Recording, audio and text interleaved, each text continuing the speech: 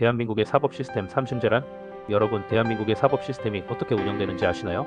오늘은 우리가 자주 듣는 3심제에 대해 심층적으로 알아보겠습니다. 3심제가 어떤 구조로 이루어져 있는지, 각 단계에서 어떤 일이 벌어지는지, 그리고 이 제도의 장점과 한계까지 세부적으로 설명해 드리려. 3심제란 무엇인가요? 3심제란 하나의 사건에 대해 최대 3번까지 재판을 받을 수 있는 제도입니다. 즉 1심 판결이 마음에 들지 않는다면 2심에서 다시 판단을 받을 수 있고 2심에서도 만족하지 못하면 최종적으로 3심까지 갈 수 있죠. 이 제도는 재판의 공정성을 높이고 억울한 판결을 줄이기 위한 장치입니다. 만약 단 한 번의 재판으로 모든 것이 결정된다면 오판의 가능성이 높아질 것이고 억울한 사람이 생길 수도 있습니다. 따라서 여러 번의 심리를 거쳐 보다 신중하게 판결을 내릴 수 있도록 만든 것이 3심제입니다. 3심제의 역사적 배경, 3심제의 기원. 3심제의 개념은 고대 로마법에서부터 시작됩니다. 로마 시대에는 사건이 발생하면 먼저 지역 법정에서 심리를 하고 불복할 경우 황제에게까지 상소할 수 있었죠. 이후 이 개념은 유럽 대륙으로 퍼졌고 프랑스 혁명 이후 근대적인 사법 체계로 자리 잡게 되었습니다. 대한민국에서는 일제강점기 당시 일본의 법 체계를 도입하면서 3심제가 도입되었고 광복 이후 대한민국 헌법이 제정되면서 정식으로 3심제가 확립되었습니다. 오늘날 대한민국은 헌법과 법률에 의해 3심제를 보장하고 있으며 이를 통해 사법 정의를 실현하고 있습니다. 1심 사건의 시작 지방법원 행정법원. 1심 재판이란 1심 재판은 사건이 처음으로 접수되어 판결이 내려지는 가장 중요한 단계입니다. 이 단계에서 법원은 사실관계를 조사하고 증거를 분석하며 증인의 진술을 바탕으로 사건을 심리합니다. 1심 법원의 종류. 지방법원 가장 기본적인 재판을 담당하는 법원으로 민사 형사 사건을 포함하여 대부분의 사건이 여기서 시작됩니다. 행정법원 세금 문제, 공무원 징계, 행정처분 관련 소송 등을 담당합니다. 가정법원 이혼, 친권 분쟁, 입양 등의 가족 관련 사건을 처리합니다. 특허법원 특허 및 지식재산권 관련 사건을 전문적으로 다룹니다. 1심 재판 과정.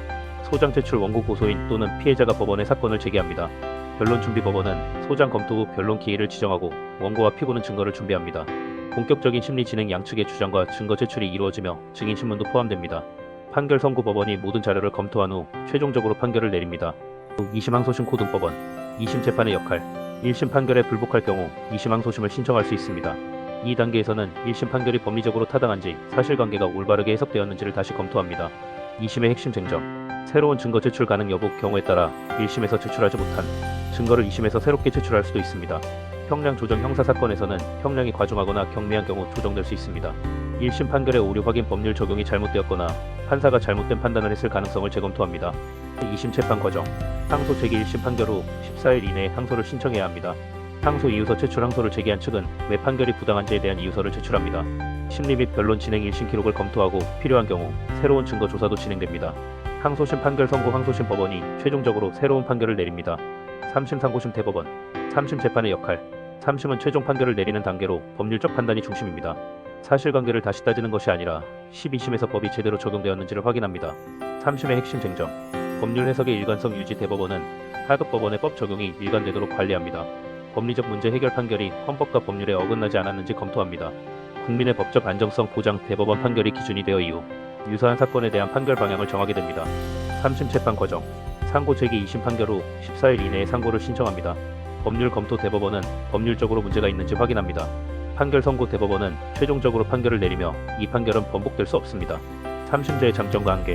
장점. 공정한 재판을 보장하여 억울한 피해를 최소화합니다. 법률 해석의 일관성을 유지해 법체계를 안정화합니다. 우판을 방지하여 국민의 권리를 보호합니다. 한계. 재판이 길어져 시간과 비용이 많이 듭니다. 상고 남발로 인해 대법원의 업무가 과중됩니다. 판결이 확정되기까지 오랜 시간이 걸릴 수 있습니다. 이렇게 준비한 내용은 끝이 났네요. 도움되는 내용이었길 바라며 늘 좋은 일만 가득하세요. 감사합니다.